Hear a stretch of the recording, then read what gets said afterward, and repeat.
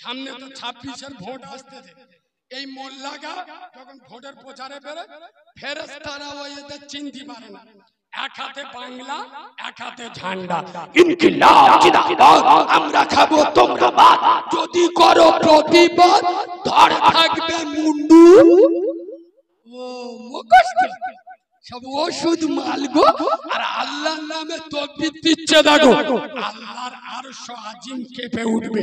এইরকম আওয়াজ দাও না, নারে তাকবীর হয়। পিছনের আওয়াজ আর শুনতে পাই। এ বাবু, এই মজমা শেষ খুঁটিটা, শেষ খুঁটিটা ওই পর্যন্ত লোক। হ্যাঁ যে বাবু হাত তুললো, হ্যাঁ ওই পর্যন্ত।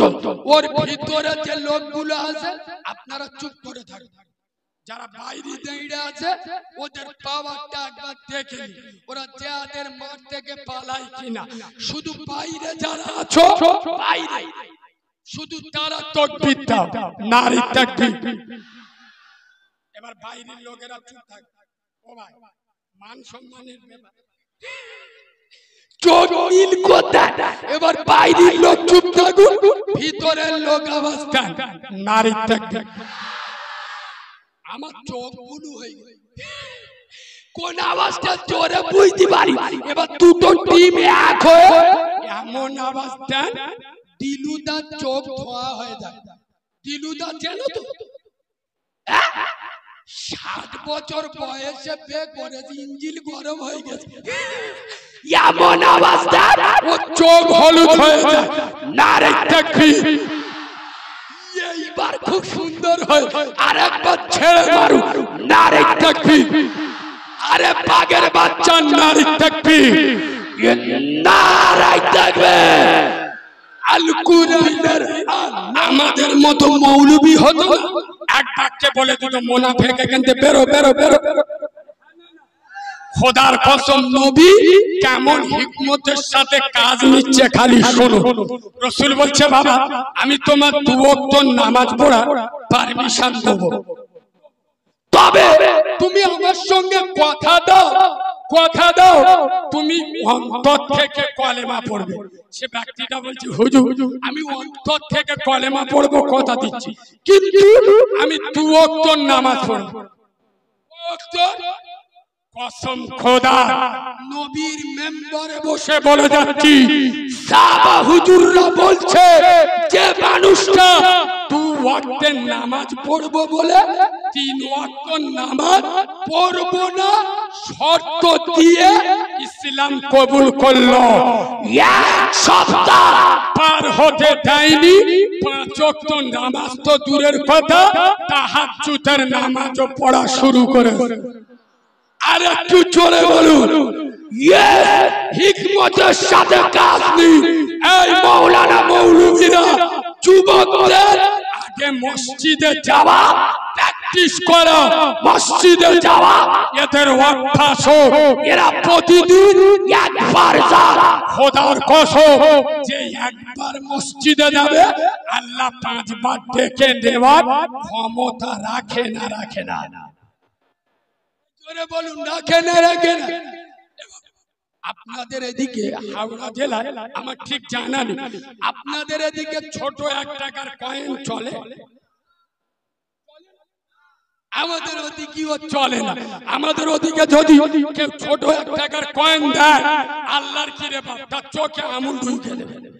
আগে ছোট 1 টাকা চলে চলে, কিন্তু ইনশাআল্লাহ এবার ছোট 1 টাকার কয়েন চলে না, কিন্তু আল্লাহর কি রে বাপ মসজিদই চলে। প্রতি সপ্তাহ শুক্রবার আমি যখন বাড়ি থাকি না, আমার একটা অভ্যাস, আমি মসজিদের পয়সা গুনি। আর মসজিদের পয়সা শুক্রবার কখন গুনি, সবাই চলে গেলে প্রতি সপ্তাহে ইনশাআল্লাহ 4-5টা পাবো। কি আরে ছোট একটা শুক্রবার একজন আমার পাশে বসে কোটো ছোট 1 টাকা দিচ্ছে, যেই আমি দেখি আমার মধ্যে কালিমা নয় ওরম টাকা, যেটা কোথায় চলে না সেটা আল্লাহর ঘরে চলে। তার মানে ও ওয়াজ শুনেছে, যেটা কেউ পারে না সেটা পারে কে? আমি বলি যা শালা, মাথা ব্যথার মলম নে, পদে ব্যথায় লেগে দে। এই বাবু, শুক্রবার খোদার ঘরে শুক্রবার কোটো চলে না চলে? এবার আপনাদের এদিকে চলে কোটো চলে।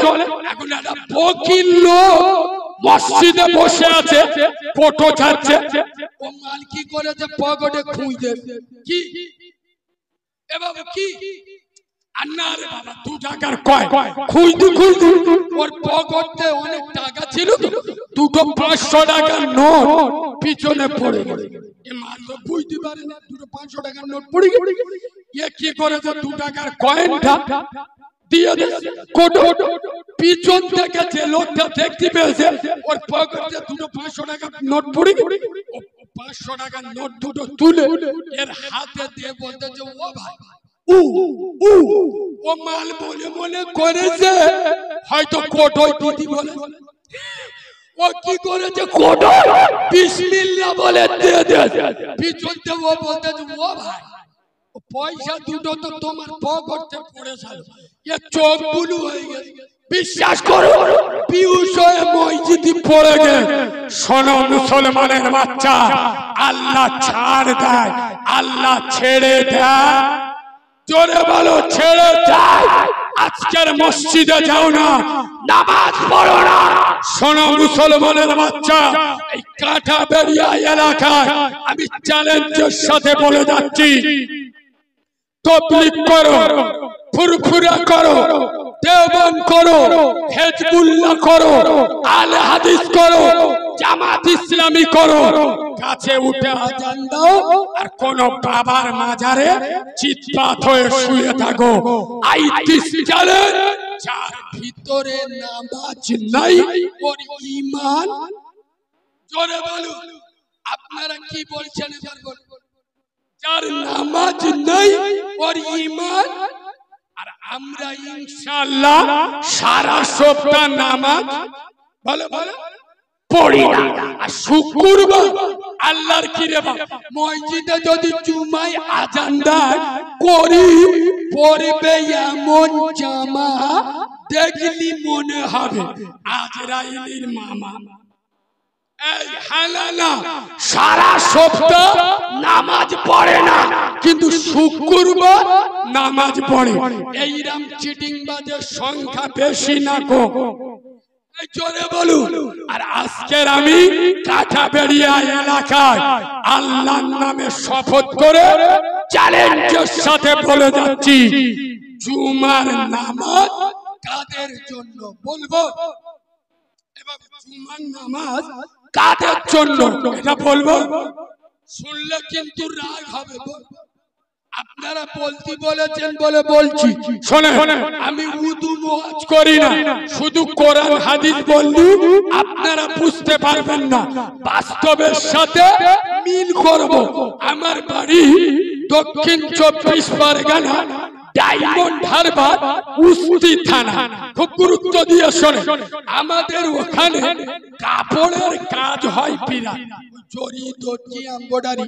আমাদের ওখানে সারা সপ্তাহ কারিগররা কাজ করে, পেমেন্ট দেওয়া হয় সপ্তাহে একবার রবিবার।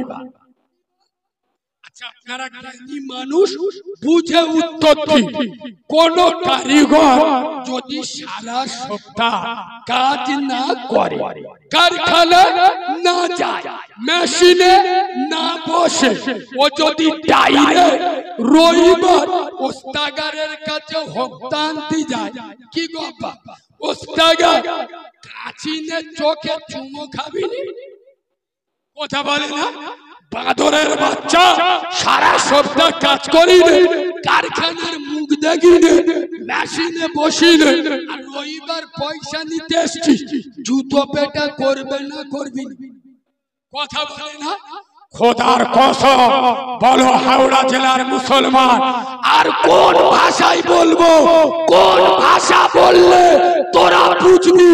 যারা 7 বছর ওয়াজ শোনে নামাজ পড়ে না, 70 বছর জলসা শোনে হারাম খাওয়া ছাড়ে না, 40 বছর জলসা শোনে জুমার নামাজ ছাড়া নামাজ পড়ে না।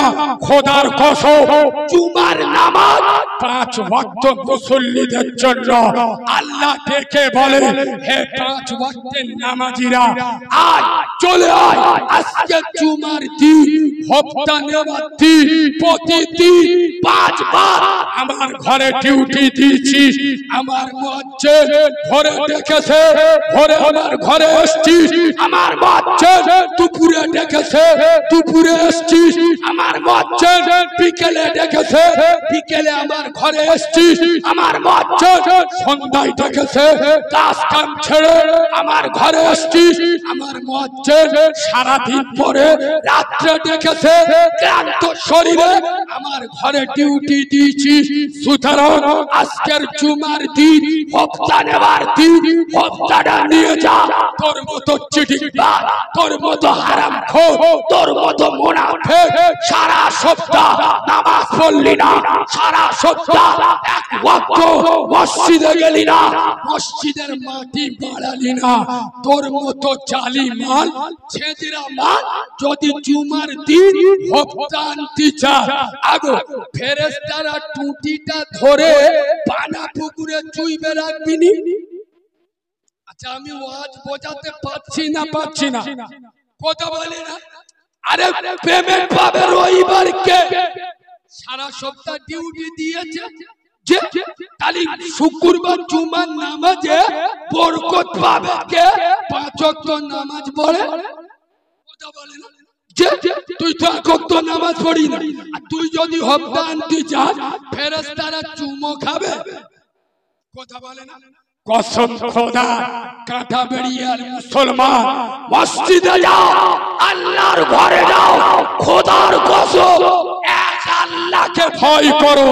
আমি চ্যালেঞ্জের সাথে বলে যাচ্ছি, গোটা দুনিয়া তোমাদের দেখে ভয় করবে। আরে আমরা সেই জাতি ফেরাউনের মতো বেঈমানকে ভয় পাইনি, নমরুদকে জুতো পেটা করেছি, আবু জেহেলকে বদরের ময়দানে দেখে লিয়েছি। আজকে ফেরাউন নমরুদকে ভয় পাই না। খোদার কসম কাঁটা বেরিয়ার মুসলমান এক আল্লাহর কাছে মাথা নত করো, গোটা দুনিয়া তোমার কাছে মাথা নত করবে। মনে মনে করেছে এরা আমাদের তো মৌলবি ভাবে না, এরা মনে মনে করেছে মোল্লা। তো যারা মৌলবি এরা মনে মনে করে মোল্লা। তো বলো বলো পাক্কা চিটিংবাজি কথা, ও দিন শেষ হয়ে গেছে। এখন মোল্লা তো শুধু মসজিদ পর্যন্ত নেই, এখন মোল্লা তো পশ্চিম বাংলার বিধানসভা পর্যন্ত। এই হানানা শুধু বিধানসভা নয়, এখন মোল্লা তো ভারতের পার্লামেন্ট পর্যন্ত। ইয়েস,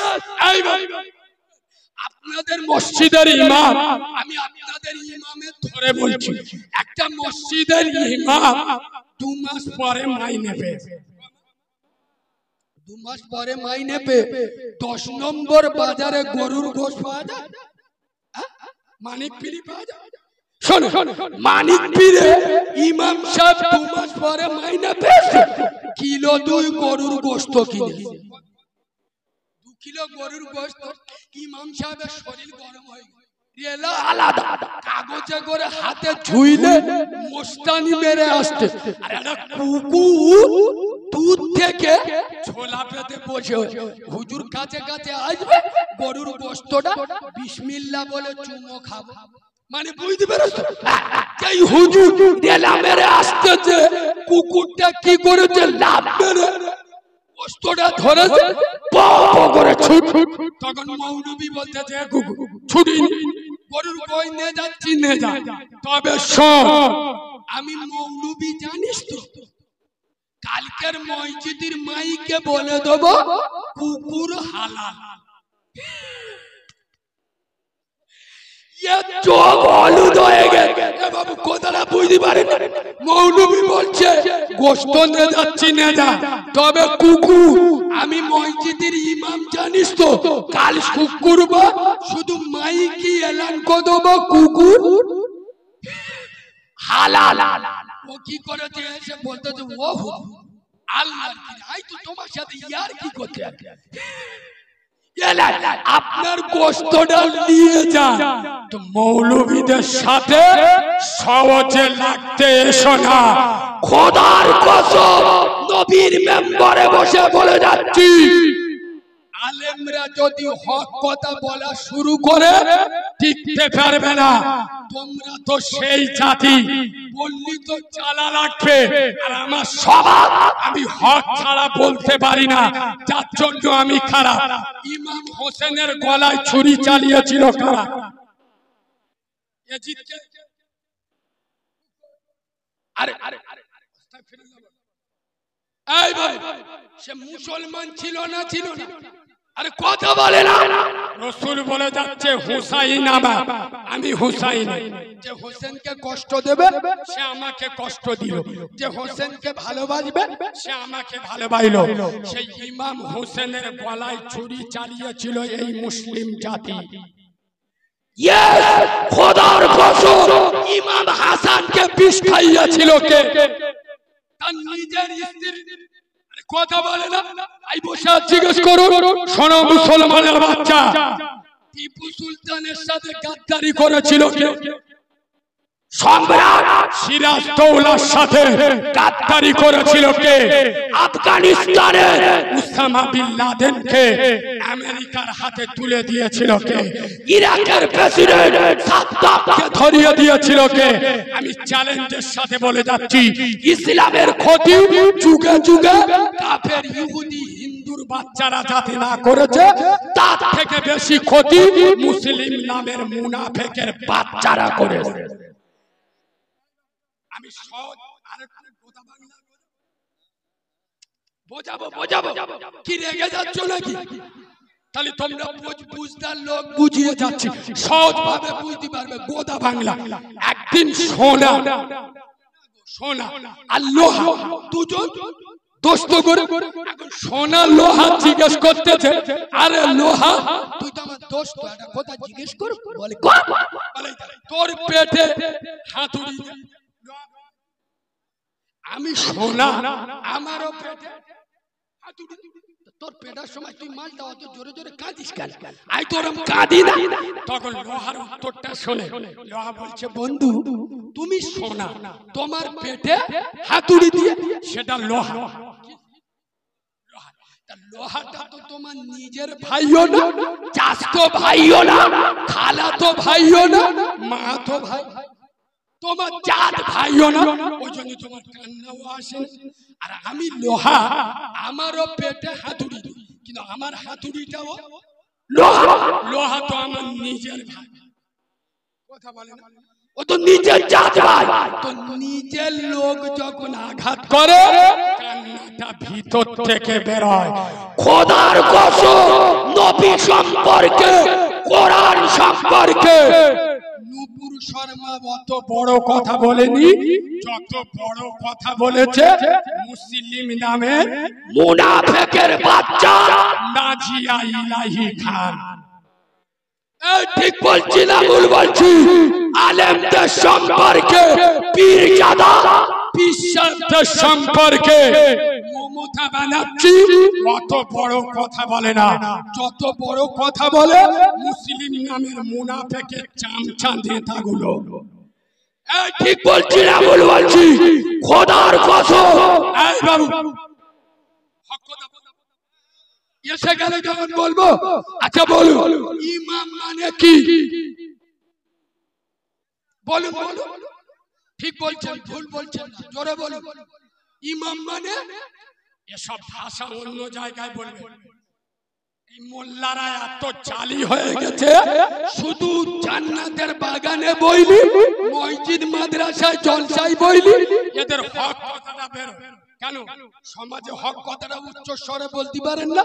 ইমাম মানে নেতা, এটা সঠিক।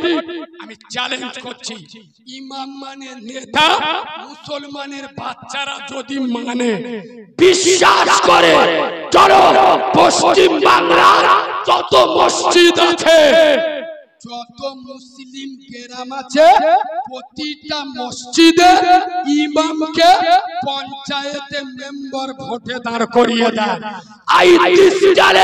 পশ্চিম বাংলার কোন বুথে পেট্রোল ধোঁয়া উঠবে না, গুলির আওয়াজ হবে না, বোমের আওয়াজ হবে না, কোন মায়ের কোল খালি হবে না, কোন খুন মার্ডার হবে না, এতিমের হক মেরে খাবে না।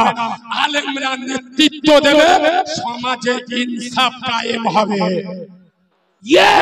এরা আবার বলে আলেম উলামা বিশ্বাস পীরজাদা, এরা রাজনীতির কথা বলে, পুজো আবার চিত হয়ে শোবে। আলেমরা এরা আবার রাজনীতি করবে। আরে বাঁদরের বাচ্চা, হারামখোরের বাচ্চা, আমি কারিমুল্লাহ জাদু মায়ের বৈধ সন্তান যদি হোক, সামনে দাঁড়িয়ে কথা বলো। চ্যালেঞ্জের সাথে বলে যাচ্ছি, রাজনীতি আলেমদের জন্য। তোর মতো হারামখোর বাংলার ভাত দেয় না, 10টা মুসুরি তোলা কেসের আসামি, তোর চরিত্র খারাপ, তোর জন্য রাজনীতি নয়। রাজনীতি আলেমরা করবে। রাজনীতির জন্ম দিয়ে গেছে নবী মুহাম্মদুর রাসূলুল্লাহ। কোন আলেম আমার কাছে নিয়ে আসুন, কোন দাড়ি চাচা মাল যার বউ বন্ধন লোন গ্রুপ লোন করে, একত্র নামাজ পড়ে না, আমার সামনে দাঁড়ালে থমনা গুঁড়ো করে দেবো। কোন বাপ আলেম যদি থাকে আমার সামনে নিয়ে আমার একটা কথা কেটে দেবে, আমি কান ধরে নেটে গোটা দুনিয়ার মানুষ দেখছে। এই আল নূর 786 ইউটিউব চ্যানেল, বাংলার বিখ্যাত চ্যানেল, গোটা ভারতের মানুষ দেখছে। আমার অন্যায় প্রমাণ হলে আমি কান ধরে অন্যায় স্বীকার করে চলে যাব, কোনদিন নবীর মেম্বারে উঠব না। ঠিক বলছি না ভুল বলছি? খোদার কসম, সমাজে আলেমদের ভূমিকা আছে না নাই? জোরে বলুন। আলেমদের সম্মান করবে, আলেমদের ইজ্জত করবে। আমার নিজের একটা সাথী, আমার খুব কাছের বন্ধু, এই 1 মাস আগে মাওলানা হয়ে ঘরে, তার দাদু 80 বছর বয়স, বেঁচে আছে। জিজ্ঞেস করে, তুই মৌলবি হয়ে এসেছিস? বলে হ্যাঁ। সত্যি কথা কর, আমি যদি জান্নাতে যাই, জান্নাতে গেলি যা চাইবো তাই পাবো? নাতিটা বলছে, ও দাদু, জান্নাত আল্লাহর ঘর, ওকে যা চাইবে তাই পাবেন? বলে সত্যি কথা বল, যা চাইবো তাই পাবো? নাতি বলছে হ্যাঁ পাবে। তোর কানে কানে জিজ্ঞেস করি, তার নাতি বলছে কি হয়েছে দাদু? বলে শোন, এ না তুই তো আমার ছোটবেলায় চিনি, সত্যি কথা ক। ছোটইতে তো আমার দেখতে, ছোটইটাই বিড়ি খায়। কি নাতি সত্যি কথা ক, জান্নাতে গেলি বিড়ি পাবো? ওর আসল প্রশ্ন এইটা। তখন তো মৌলবি, তখন নাতি বলছে দাদু কোনো অসুবিধা নেই, জান্নাতে গেলি তুমি বিড়ি পাবে, কিন্তু একটা অসুবিধা আছে। কি? জান্নাতে সব আগুন আগুন। এই ভাই, বিড়ি খেতে গেলি কি করতে? ধরাতে হবে, ধরাতে গেলি কি লাগবে? আগুন লাগবে। নাতি বলছে ও দাদা, জান্নাতে সব কিন্তু আগুন। তাহলে বিড়ি তোমার জান্নাতে দেয়া, খেতে গেলি তোমার জাহান্নামে ঢুকতে হবে। চোখ বুলু হয়ে গেল, বলে আল্লাহর কি রে, আমার বিড়ির দরকার নেই, আমার জান্নাত দরকার। সুবহানাল্লাহ বলো। খোদার কসম, আপনাদের ঈমান আছে। প্রথম আমি কেন বললাম, আপনারাও ফেরেশতা নয়, আপনাদেরও ভুল আছে, কিন্তু আপনারা এই যে অন্যায় কথাটা অন্যায় বলে মেনে নিচ্ছেন, আপনারা হককে সাপোর্ট করছেন, মানে খোদার কসম আল্লাহ আপনাদের গুনাহ মাফ করে দেবে। আর এটা একজন ঈমানদারের পরিচয়। গুনাহ করবে, অন্যায় করবে মেনে নেবে। ইমানদারের পরিচয়। আর শয়তানের বাচ্চা কারা বলবো? কথা বলে অন্যায় করবে, যুক্তি খাড়া করবে। যেরকম শয়তান শয়তান সিজদা না করে আল্লাহর ঘুরিয়ে যুক্তি দেখিয়েছিল। বল তুমি কি বুঝতে পারো? ও আদম তো মাটির তৈরি, আমি তো আগুনের তৈরি। মাটির কাজ নিম্নগামী, আমার কাজ ঊর্ধ্বগামী। তুমি কি ইতিহাস জানো না? আগুন কোনদিন মাটির কাছে মাথা নত করে? ও উল্টে যুক্তি দেখিয়েছিল। যারা অন্যায় করে সমাজে যুক্তি খাড়া করে, এরাই হলো ইবলিসের বাচ্চা। ইবলিস যারা অন্যায় করে আত্মসমর্পণ করে, এরা আদমের বাচ্চা। আদম পায়ে ধরে বলে যাচ্ছি। তবে এবার নামাজ সম্পর্কে একটা কড়া কথা বলবো। আপনারা সবাই বলতে বললি বলবো, নইলে বলবো। পিছনের লোকেরা কি বলছেন বলবো। তাহলে তার আগে একবার তাকবীর দেবো। এইবার যে তাকবীরটা দেবো, কাঁটাখালীর একটা ইতিহাসের জন্ম দেবে। হাওড়া জেলা এই ইতিহাস কোন জায়গায় হয় না, এটা ইতিহাস সৃষ্টি করবে। একবার মরণ তাকবীর দিতে হবে। কি মরণ তাকবীর কার বলে জানো? আমি যে নারায় তাকবীর বলবো, এমন জোরে আল্লাহু আকবার বলবেন, টুটি ফেটে মরে যাবে, কবরে যাবে। ফেরেশতা এসে বলবে মান রব্বুকা। এ মালুটে বলতেছে রব্বুকা ফাব্বুকা জানি না, এক্ষুনি আল্লাহ বলতে গিয়ে টুটি ফেটে মরে গেছে। এইরকম আওয়াজ দেবে। সবাই দেবো বললি দেবো, দেবে কই দাও না। নারী তাকবীর। ভুল হয়ে গেল। তাকবীর দেশ দেখো। ও মুরব্বি, ও মুরব্বি, এদের পাতলা হাগা হয়। এ বাবু এমন তাকবীর দেয়। এই বাবু বললি এদের তো আরো জোরে আল কুরআনের আলো, আল হাদিসের আলো, ফুলের সুবাস, চাঁদের হাসি, নামাজ পড়তে ভালো।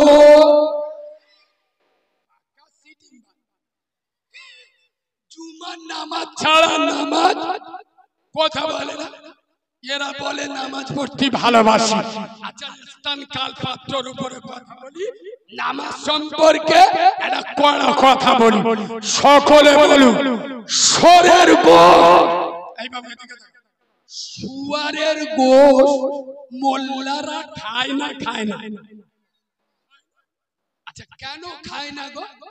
আরে আমি জিজ্ঞেস করছি, মানে পয়েন্ট আছে তো, জোরে বলুন। শুয়োরের গোশত মোল্লারা কেন খায় না? বললুম না, এটা কারিমুল্লাহ জাহাদির ভাষা। খোদার কসম, এসব ভাষা বলতে গেলি 36 ইঞ্চি সিনা লাগে। বাংলার জমিনে দ্বিতীয় কোন বক্তার মুখে এসব ভাষা পাবেন না। শুনুন, আমি চ্যালেঞ্জের সাথে বলছি, যেসব মোল্লার বাচ্চারা নামাজ পড়ে না কিন্তু বলে শুয়োরের গোশত খায় না, হারাম বলে, এদের মতো চিটিং, এদের মতো হারামখোর মুনাফিক বাংলার জমিনে নাই। প্রমাণ না করতে পারলি আমি মৌলবি নই, নগদ নগদ প্রমাণ করে দিচ্ছি হাতে হাতে। আচ্ছা বলুন, আমরা শুয়োরের গোশত খাই না কেন? আমি জিজ্ঞেস করলাম শুয়োরের গোশত খান না কেন? হারাম। আমি চ্যালেঞ্জের সাথে বলছি, হারাম শুয়োরের গোশত বলে মোল্লারা খায় না তা না, এ মিছে কথা, জালি বলে। হারাম বলে খায় না, ও মিছে কথা। এরা খায় না কেন? ছোট হইতে শুয়োরের দেখে দেখে আস্তে আস্তে গাইতে গুনতে বেরে নর্দমায় থাকে, নোংরা জিনিস থাকে, খায়। ছোট হইতে দেখে দেখে আসতেছে, ওই জন্য ঘৃণা থেকে খায় না। শুয়োরের গোশত আল্লাহ হারাম করেছে বলে যদি না খায়, তা আল্লাহ কি শুধু শুয়োরের গোশতটা হারাম করেছে? এটা কথা বলে না। শুধু শুয়োরের গোশত হারাম, আল্লাহ শুধুটা কথা বলে না। বলতে একটু লজ্জা লাগলো নি? আই দিস চ্যালেঞ্জ, এই কাঁটা বেরিয়ে আর জীবনে আমার দাওয়াত না হোক, তোদের দাওয়াতের পরোয়া কারিমুল্লাহ জাদি করে না। খোদার কসম এ সমাজ যতদিন মৃত্যু না আসবে হক কথা বলে যাব। আজ বর্তমান 100-র মধ্যে 90টা মুসলিম ঘরে সুদের ব্যবসা চলে। কোন না কোন ভাবে সুদ ঢুকে গেছে। আমি চ্যালেঞ্জ করে যাচ্ছি, যারা সোরের গোশ খায়, খোদার কসম যারা সোরের গোশ খায়, ওরা আল্লাহ বলেনি আমার সাথে যুদ্ধ করলো। আল্লাহ বলেন যে সোরের গোশ খেলো ও আমার সাথে যুদ্ধ, এটা আল্লাহ বলে। আরো ডেঞ্জারাস কথা বলবো, দেখবে কোন মৌলবী এ কথা বলে না। আপনাদের গ্রামের কোন ছেলে যদি সোরের গোশ খায়, আমি চ্যালেঞ্জ করে যাচ্ছি, মোবাইলে ধরে নাও, কোন মুসলমানের বাচ্চা হাওড়া জেলার কোন মুসলিম যুবক যদি সোরের গোশ খায়, আই দিস চ্যালেঞ্জ, মাকে জেনা করার মতো গুনাহ হবে।